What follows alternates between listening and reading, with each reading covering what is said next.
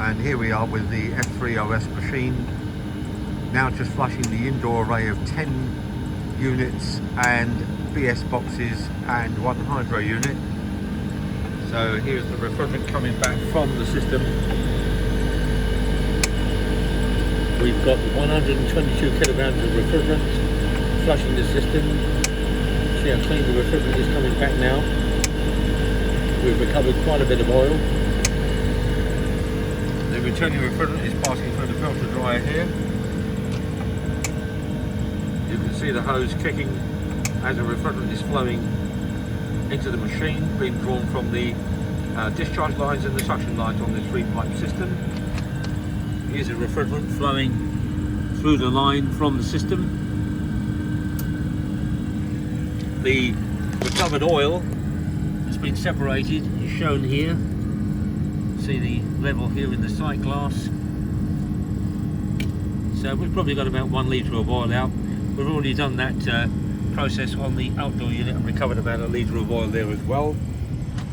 And then here are the hose connections at the outdoor, at the service valves, where we've removed the shraders. We're injecting here to the liquid line, and we're pulling out through the larger lines, the suction and discharge lines. Whilst flushing the outdoor unit here, we've been injecting refrigerant through the oil line just here that feeds the compressors.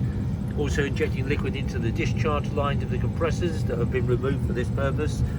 Also into other parts of the system wherever we have schrader point access, and then reversing those. Also, it's possible to inject liquid, let's say, into the liquid line of the 3-pipe system here, and then actually close one valve like this.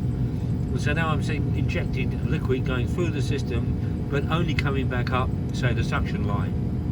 I can reverse that situation like so whilst we're flushing, and then concentrate more on the discharge line. And then of course we can reverse these hoses to reverse the flow altogether, which we've already done. So there we have it. We've got 122 kg in this system now. And here we can see the bottle is at 32.